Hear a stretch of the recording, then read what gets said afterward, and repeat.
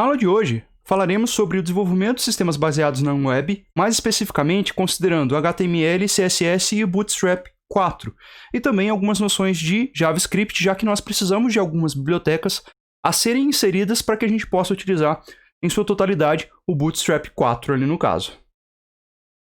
Bom, originalmente ele foi criado por um designer e um desenvolvedor no Twitter em 2010. O Bootstrap acabou se tornando ali um dos frameworks mais populares de front-end, ou seja, da interface que o usuário estará visualizando e interagindo, e projetos de código aberto no mundo. Aí nós temos o link da documentação oficial do Bootstrap, o logo também do Bootstrap presente aí, com o logo do JavaScript. Então, indo direto ao assunto, como a gente integra o Bootstrap ao nosso site? Nós precisamos integrar primeiro as dependências do Bootstrap ao HTML, o CSS em si, específico do Bootstrap, porque o Bootstrap em si, ele é um conjunto de regras desenvolvidas em um arquivo CSS que também faz uso da integração de alguns elementos em JavaScript que sobre esse CSS cria algumas interações, algumas dinâmicas de efeitos ali que nós não temos se simplesmente utilizarmos o CSS e o HTML. É algo um pouco mais rico, digamos assim, uma interação mais rica ali, uma interface mais agradável de ser utilizada. Eu coloquei aqui daí alguns links para detalhes a respeito da instalação, do início da instalação do Bootstrap na nossa página. Bom, e aí o primeiro passo a gente tem que ter certeza de configurar o nosso arquivo HTML. A gente vai utilizar um arquivo do tipo doctype HTML5, certo? Então nossa tag ali, nossa meta tag vai ter que obrigatoriamente descrever HTML. E nós temos que também garantir que nós estamos colocando aquela tag do viewer port para garantir que o nosso conteúdo seja disponibilizado, a width do conteúdo seja de acordo com o tamanho, essa largura do meu device, do meu dispositivo. E a escala inicial seja 1. Esse outro atributo colocado aqui no conteúdo do viewer port, shrink to fit, ou seja, para que ele remodele a página para caber nela, isso daqui foi um atributo especificado, colocado nessa meta tag aí, no caso, para resolver um problema específico do iOS. E aí, como vocês podem ver nesse certo aqui, justamente do Stack Overflow, nós não precisamos mais integrar esse tipo de atributo nessa meta tag aqui, no caso do viewport. Então, a gente não precisa utilizar. Eu coloquei aqui, ela está presente nesse slide, porque ela é exatamente a originária da documentação do Bootstrap 4. Então, eu estou justificando aqui que ela pode ser retirada, ela pode ser removida. Então, eu estou considerando a documentação direta do Bootstrap 4 no site do Bootstrap, que é o primeiro link que foi disponibilizado para vocês, e justificando que tem algumas coisas que a gente já pode fazer modificação à medida que aquilo vai sendo evoluído. Então, nós podemos colocar dessa forma, certo? A meta tag ali, no caso, dentro do nosso cabeçalho, que refere-se ao viewer port, o port da nossa visão, como a nossa visão vai estar disponibilizada, e aí, consequentemente, ela vai aderir à largura do dispositivo e com uma escala inicial 1, que é o que está sendo feito aqui. Na sequência, nós precisamos colocar os trechos de link para um arquivo CSS. E se vocês observarem aqui, eu tenho aqui a minha tag de link, que também vai ser inserida no cabeçalho. A gente já viu isso nas aulas passadas. Eu tenho a indicação de que tipo de link está relacionado, qual que é o conteúdo que esse link relaciona aqui para mim. Style sheet, ou seja, uma folha de estilos em cascata. Qual é a referência dessa folha? Note aqui que nós não estamos nos referenciando a um arquivo .css que existe no nosso computador ou no servidor quando ele for disponibilizado. Ele vem de uma página HTTPS, ou seja, nós estamos aqui representando uma URI, certo? Porque traz para mim o tipo de conteúdo e o arquivo que vai vir aqui. Isso também a gente já viu nas aulas passadas. E ele é puxado de uma página, de um serviço, de uma disponibilização online. Isso garante que a gente esteja utilizando sempre a versão mais recente do Bootstrap ali. tá? E, inclusive, é a versão minificada ali no caso. Nós temos ainda um outro atributo na nossa tag do link, que é integrity, que fala justamente da integridade. É como se fosse uma hash, é uma hash de validação. Então, toda vez que esse link, esse arquivo .css for solicitado para aquele servidor, essa hash de integridade vai ser comparada com o conteúdo que está sendo fornecido pelo servidor. Se ela for válida, esse conteúdo, esse .css ou .js que seja, vai ser integrado e executado no navegador do usuário. Caso não seja, ele não vai ser executado e a gente vai conseguir visualizar isso somente na ferramenta ali de desenvolvimento, onde a gente pode ver os erros que aquela página apresentou para nós. A gente vai estar vendo na sequência depois em aulas de encontros síncronos. E, por último, nós temos um atributo ainda de cross-origin que vai dizer a relação do conteúdo e a origem daquilo. Eu posso usar, por exemplo, esse atributo para fornecer informações credenciais de acesso para um determinado conteúdo. Então aqui está um texto, né, justamente que fala a respeito dos recursos que vêm de outras origens, e é o que a gente fez. A gente está usando, né, um recurso que vem de uma página HTML, e aí esses sites que fornecem esses scripts ou folhas de estilos, como jQuery ou Bootstrap, eles são obtidos a partir de um Content Delivery Network, ou uma CDN, rede de entrega de conteúdos. Logo, para que a gente possa receber esses conteúdos, a gente precisa dessa chave de integração por meio dessa hash que faz a verificação. Se a solicitação não for identificada, é aquilo, a gente consegue visualizar no navegador, na ferramenta do desenvolvedor do navegador. Aí tem um link extra aqui para vocês poderem estudar um pouquinho mais a respeito de criptografia, o que fala de hash, assinatura digital e qual que é a diferença de ambos. Finalmente, o cross-origin, que a gente já falou, é um atributo que vai permitir configurações de compartilhamento de recursos de origem cruzada. Para scripts clássicos, ele vai controlar as informações e os erros serão expostos quando o script for obtido de algumas outras páginas de origem. Né? Para script de modo, por exemplo, ele controla o modo de credenciais usados para solicitação de origem cruzada. Então a gente consegue ter esse controle e tem um link aqui também de acesso extra para vocês poderem consultar. Bom, e aí na sequência o terceiro passo é integrar as bibliotecas JavaScript, porque é mais de uma, que o Bootstrap necessita. Mais especificamente o jQuery, o Pooper.js e também alguns plugins JavaScript.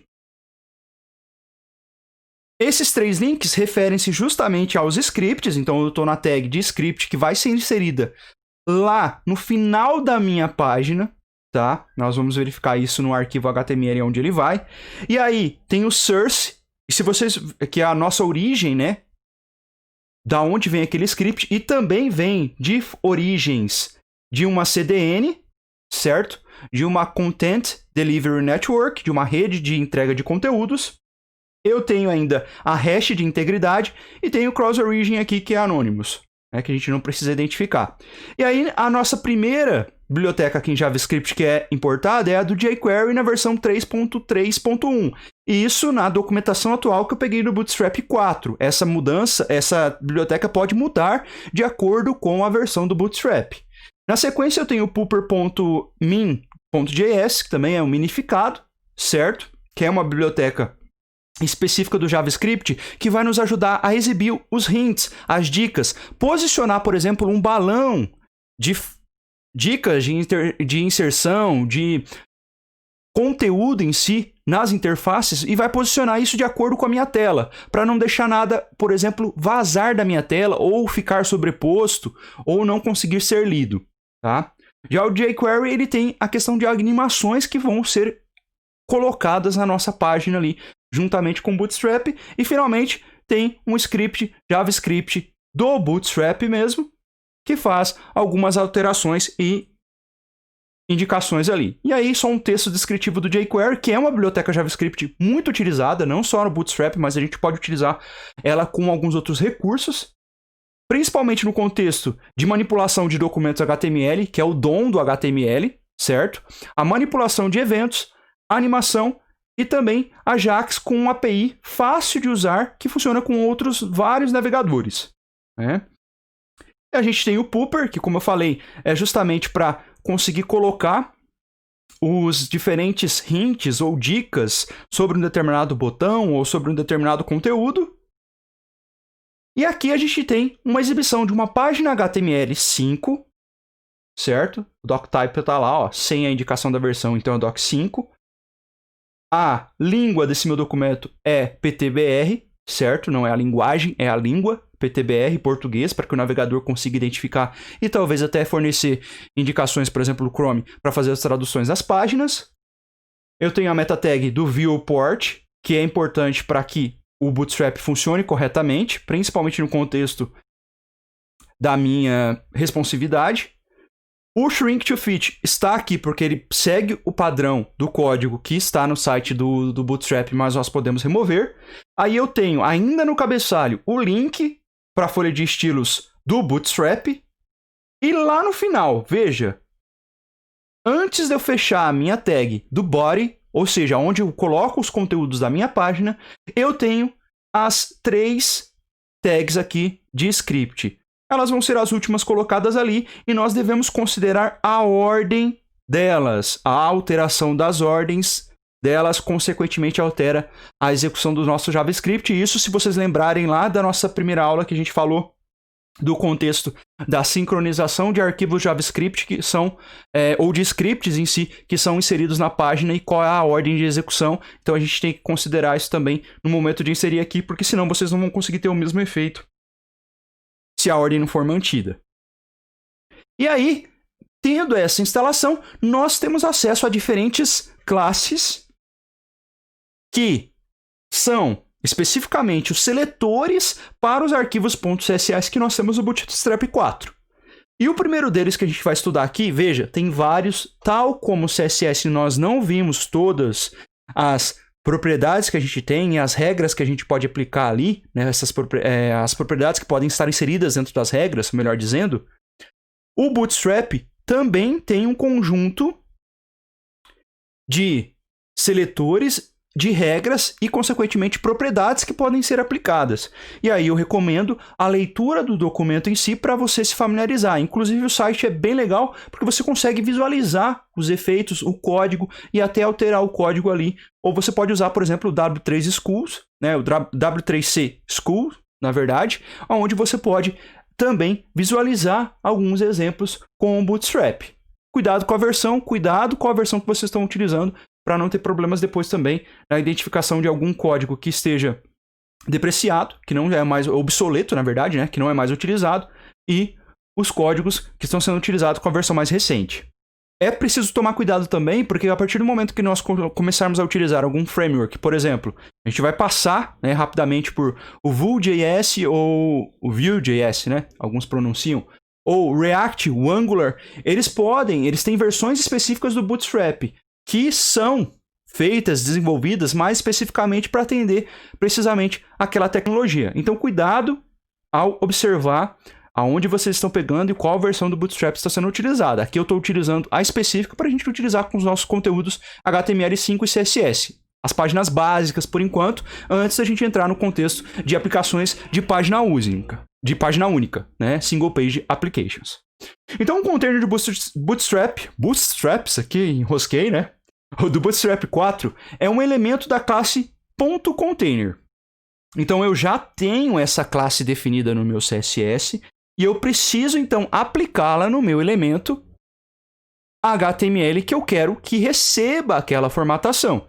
E aqui, no caso, o container ele é o principal, ele é a classe principal que eu vou aplicar numa div dentro do meu body, é onde eu vou inserir depois o restante dos conteúdos. Tá? E aqui eu tenho um exemplo de código. Eu recomendo, apesar de nós utilizarmos isso depois em aulas síncronas, eu recomendo que vocês codifiquem, tentem aplicar, façam a instalação e brinquem com o código HTML5 lá do documento HTML com a inserção do Bootstrap 4 antes das nossas aulas síncronas com a prática da utilização do Bootstrap, ok? Bom, e seguindo ali, a gente tem 2 tipos de classe, e existem outras no caso, para determinar um container. A primeira delas aqui, que nós podemos visualizar, é o container que tem a largura, né, o width, configurado de acordo com a resolução da tela. Então ele vai seguir a resolução do meu dispositivo, do meu device. E eu tenho, em segundo, um container fluid, né, que é um container da classe container fluid, outra classe, não é a mesma dessa, faz todo sentido, aonde a minha width será full width, ou seja, ela vai ser a largura de 100% da minha página. Ela vai ocupar 100% da minha página ali que eu estiver disponível. O container por si só, ele exige a inserção de outras divs com propriedades específicas, e essas propriedades estão inseridas em novas classes. E aí nós temos a principal delas, que é a row, ou seja, as linhas, e a col, que é a coluna, certo? As linhas, elas são fatias horizontais da nossa tela, tal como uma planilha do Excel, certo? E são usados apenas como invólucros para a gente inserir colunas. Por sua vez, essas colunas que são inseridas ali, elas podem ter o tamanho até de 12. Então aqui a gente tem, né? Elas são usadas apenas para conter colunas, então a gente vai colocar dentro das rows as colunas. Eles devem ser colocados em containers, então eu tenho uma ordem específica aqui. Veja, a minha classe pai aqui nessa situação, né, na minha folha de estilos em cascata, que está caindo aqui se a gente for analisar, por isso o nome cascata, né? Nós temos os containers, depois nós temos uma div com a class row, e eu tenho uma div ainda com a class col, de colunas, certo? As colunas, elas devem ser filhos da linha row. E aqui, então, nós temos a exemplificação do uso da classe col. Se a gente observar a classe, como foi mencionado no slide anterior, a classe col, ela deve ser usada dentro da classe row. E aqui a gente tem duas colunas, traço 6, né? Col, traço 6. O que isso indica? É o tamanho da nossa coluna. O tamanho máximo de colunas que nós temos disponíveis no Bootstrap são 12. Então, isso significa que se eu colocar uma div com col traço 6 aqui e outra com col traço 6 dentro dessa row, dessa linha, significa que essa coluna vai ocupar 6 espaços, 6 colunas, e essa outra, os outros 6 restantes. Então, eu tenho um preenchimento total daquela minha linha por meio dessas colunas. Nesse outro exemplo, eu tenho uma coluna de 5, tamanho 5, e tenho outra coluna de tamanho 7. Se eu somar 7 mais 5, eu tenho as 12 colunas ocupadas. Caso eu coloque uma coluna inferior ao tamanho, ou seja, não ocupe as 12, eu vou ter um tamanho ali que vai ficar disponibilizado e vai ficar disponível. Aqui tem um outro exemplo, eu poderia ter, por exemplo, 3 colunas de tamanho 4, e aí 3 vezes 4 eu tenho 12, que é o tamanho, né, de 12 colunas que eu posso usar ali no contexto do Bootstrap. E aqui a gente tem um exemplo, por exemplo, aqui eu tenho uma coluna inteira de tamanho 12, ou seja, isso daqui se iguala ao tamanho de uma linha. Eu tenho duas colunas de tamanho 6, eu tenho uma coluna de tamanho 4, uma coluna de tamanho 8, 3 de tamanho 4, e aqui eu tenho 12 colunas, cada uma com tamanho 1. As colunas também vão nos ajudar a depois a quebrar o conteúdo e colocar também os conteúdos em uma determinada posição quando a gente estiver numa interface responsiva. Ou seja, eu quero que o meu site se configure automaticamente para um tamanho de dispositivo menor, um tablet, um celular, um smartphone. E aqui no caso, nós temos a possibilidade de colocar as colunas específicas para serem visualizadas em resoluções diferentes. A exibição de 5 colunas no celular vai tornar o conteúdo ilegível, vai ser difícil a gente identificar ali. E aí, para layouts diferentes, a gente pode utilizar um contexto diferente, uma classe diferente, que nós definimos por meio de tipos de mídia.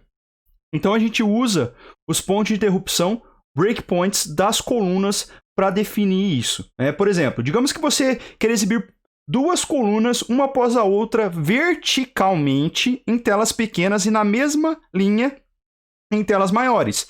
Então, a gente especifica o ponto de interrupção em que as colunas vão na mesma linha.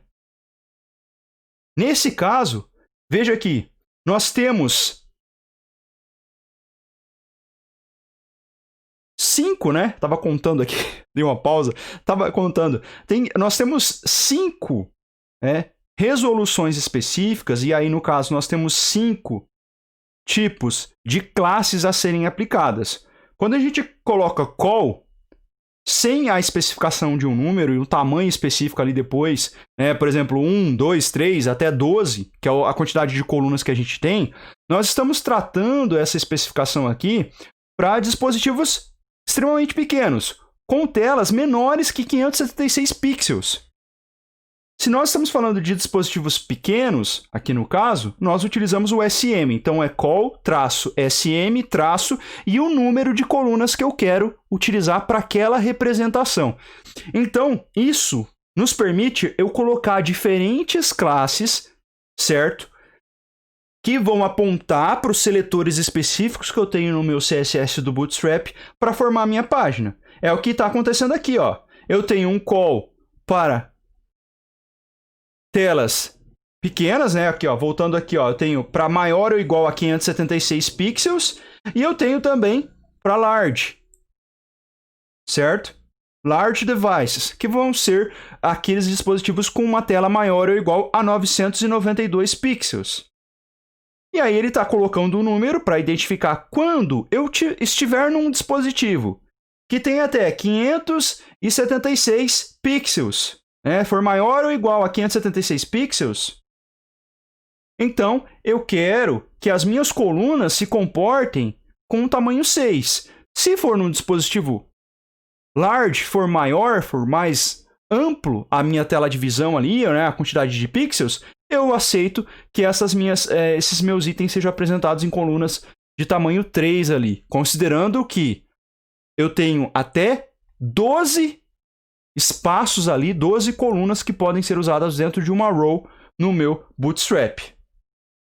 E aí eu acabo respondendo aqui essa pergunta, né?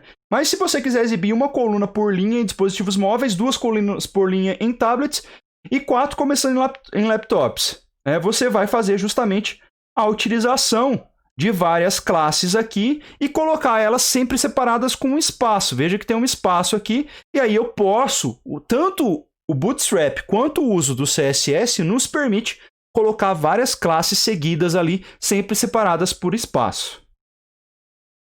E aqui no caso, né, se a gente deseja que uma das colunas não fique próxima uma da outra, a gente pode colocar o que a gente chama de breakpoint, certo?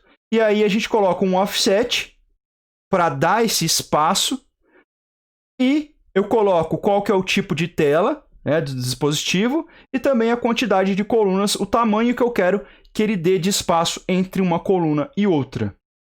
Essa classe vai adicionar uma coluna vazia entre as colunas. Por exemplo, essa coluna SM4 aqui vai ter uma coluna, vai ter um conjunto de 4 colunas vazias antes de nós chegarmos a esse próximo elemento aqui, que é com 4 também. Agora tem um exercício aí que eu quero que vocês pausem e tentem fazer. Tá? E depois a gente vai comentar, e eu vou pedir inclusive para que alguns alunos mostrem na nossa aula síncrona a respeito do Bootstrap aqui. É para fazer uma página cujo conteúdo se comporte como apresentado nessas duas figuras. Primeiro a gente aplica o CSS, as classes com as propriedades border radius, padding, margin bottom, border, background color, color e outras. Ou seja, vocês vão aplicar as propriedades de CSS para deixar as divs exatamente iguais a estas. As cores, as bordas arredondadas, tá?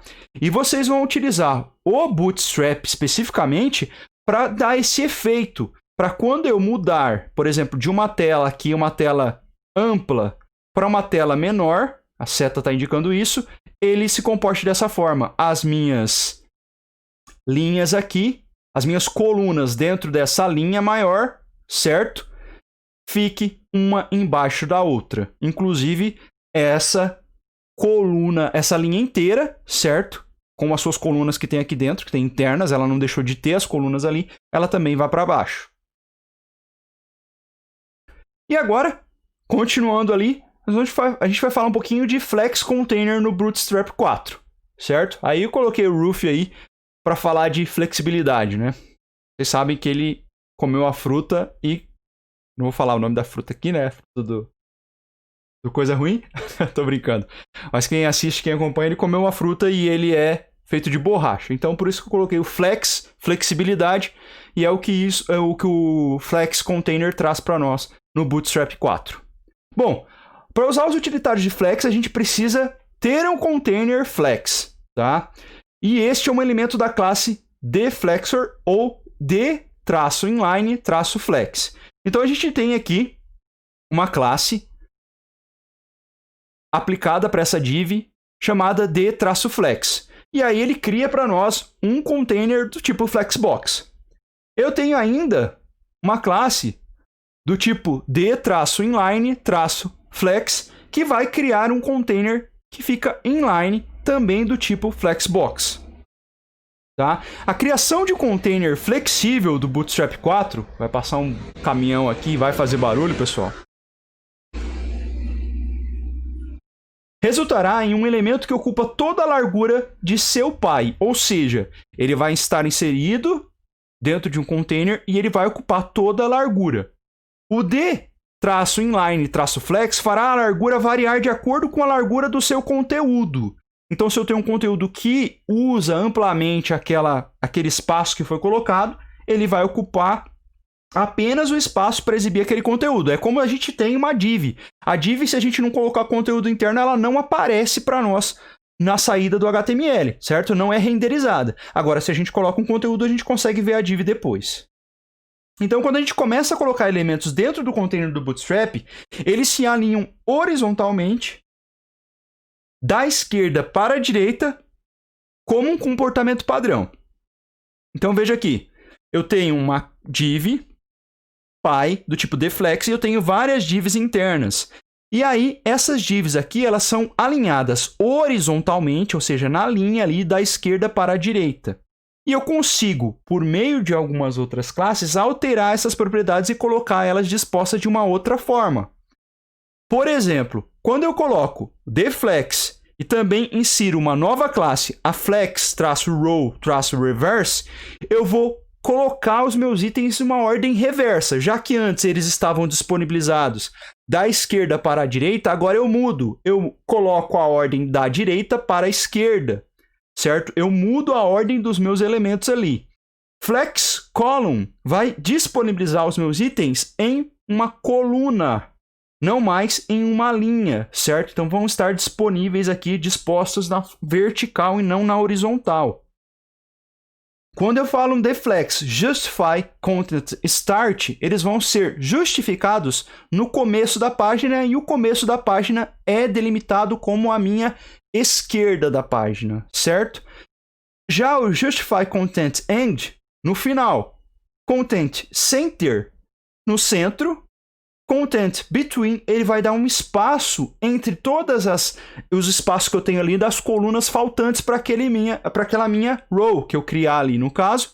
E o justify content around, que seria como se estivesse em volta deles. Veja que ele vai dar um espaço tanto no começo, na parte esquerda aqui, quanto direita, e vai manter os mesmos espaços ali entre os diferentes elementos. Aqui o content between seria entre eles, né? E o around em torno deles. E aqui a gente tem uma outra expressão onde eu coloco, por exemplo, aqui uma classe do tipo linha com uma divisória, né? Um novo div ali no caso, com uma classe de colunas do tamanho 4, que por sua vez tem um conteúdo, uma classe dFlex, onde eu vou alinhar os itens no começo. Veja que aqui esse desenho representa justamente o que a gente tem aqui.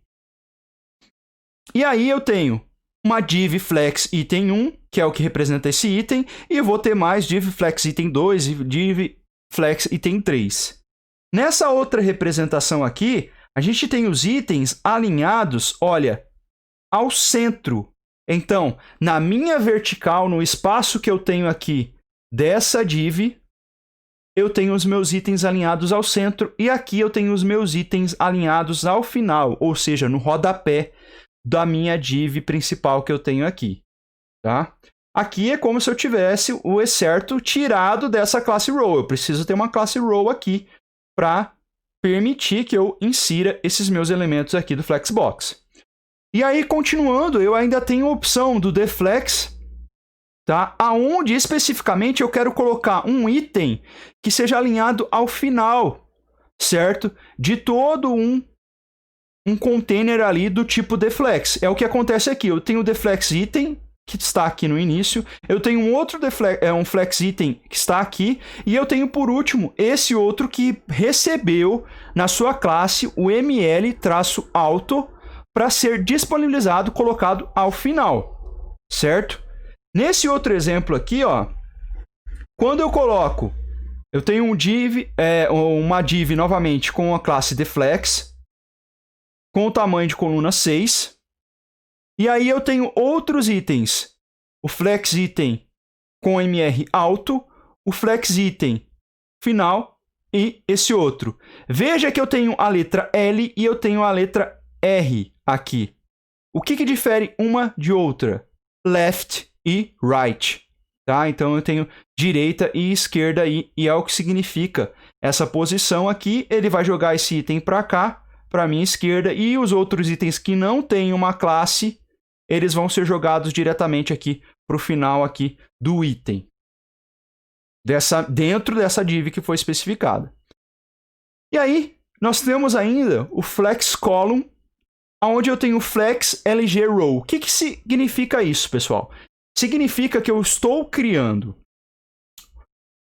uma div, e essa div é do tipo deflex, onde eu vou ter diferentes colunas, e essas colunas, por sua vez, vão ser disponibilizadas quando eu tenho uma tela dessa resolução, né, da large aqui no caso, em formato de linhas. Então, num contexto normal, em uma tela que seja de qualquer tipo de resolução, certo?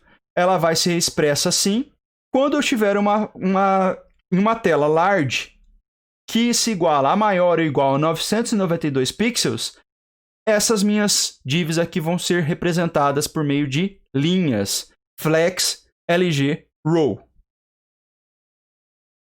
Aqui nesse caso, olha, flex lg row, então está representando essa representação aqui.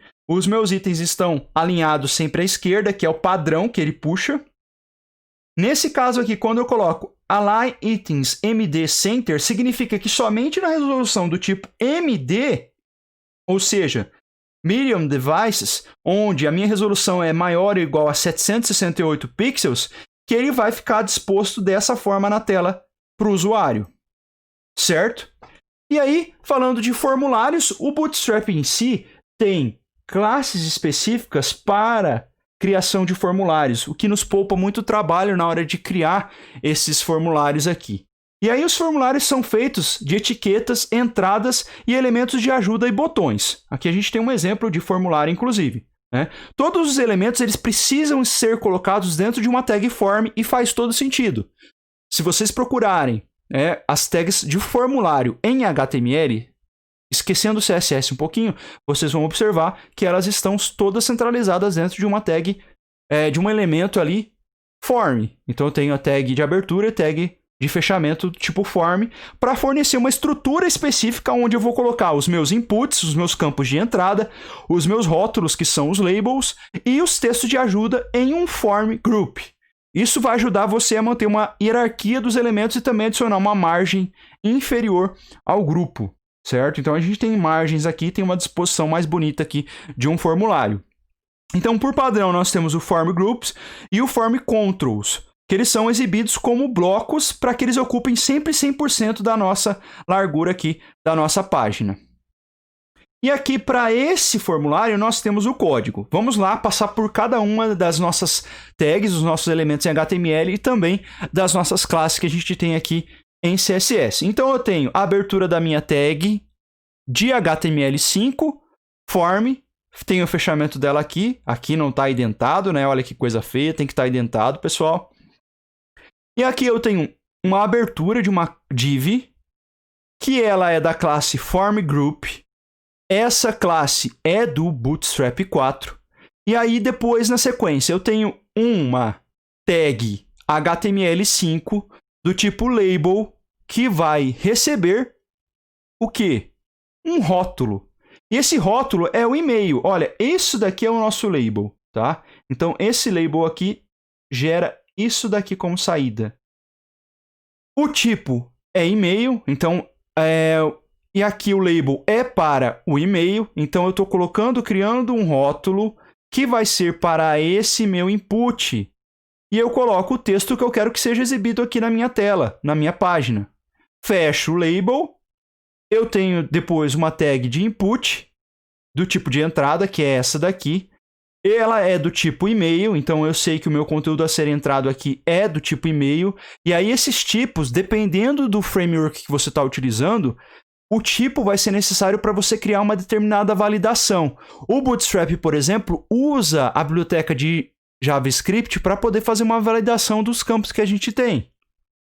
Isso pode ser visto, inclusive, na documentação do Bootstrap. E aqui eu tenho classe form control, ou seja, é uma entrada, né, de controle, onde a minha identificação é o e-mail. O ID também pode ser utilizado em um código, num script JavaScript para poder fazer a validação. Tá? Aqui nesse caso aqui, a ID só foi representada com e-mail 1.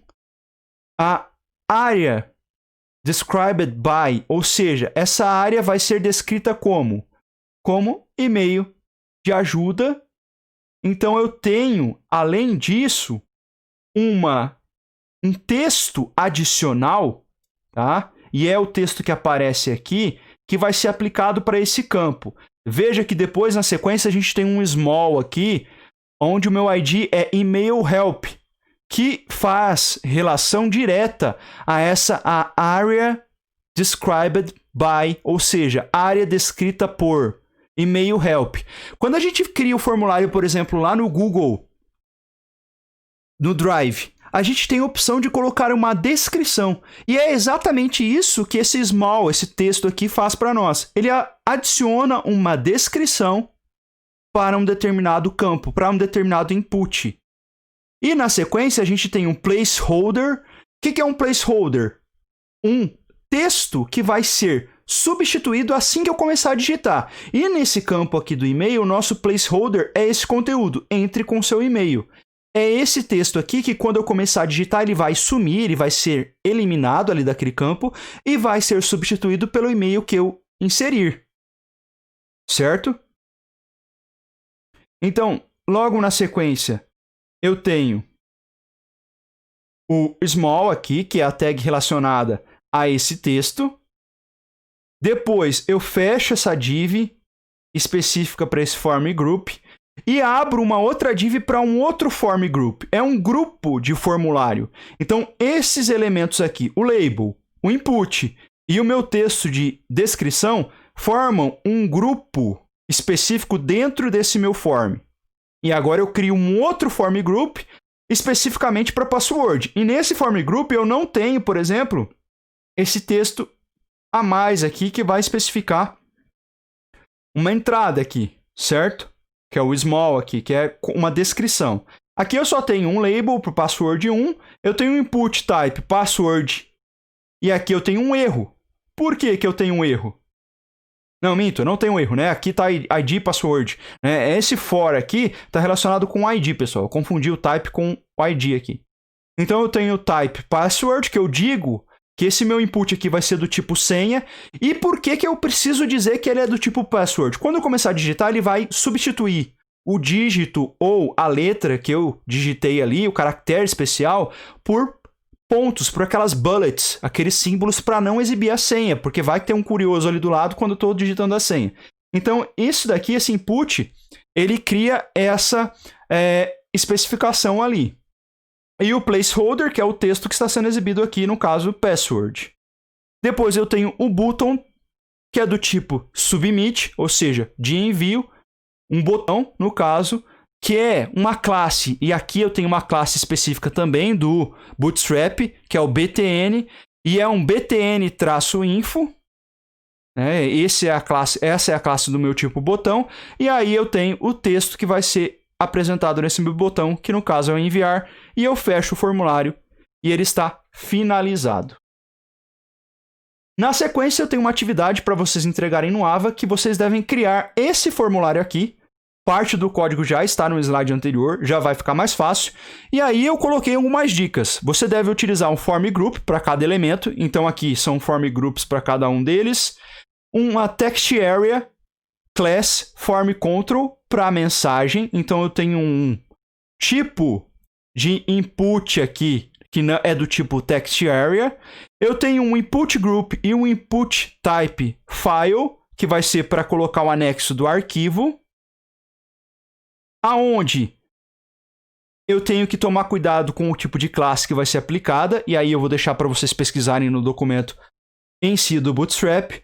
Eu tenho uma div, né, com a class custom control, custom checkbox form group, para vocês colocarem esse tipo de item aqui, e uma input do tipo checkbox. Então vocês vão ter que fazer uma pesquisa aí a respeito de tags específicas, elementos de formulário do HTML5 e também fazer uma pesquisa a respeito das classes que vocês têm para formulários do Bootstrap, usando aqueles links que já foram passados do HTML5 em aulas anteriores e do Bootstrap, mais especificamente do CSS, das classes que vocês têm disponíveis na documentação do Bootstrap 4.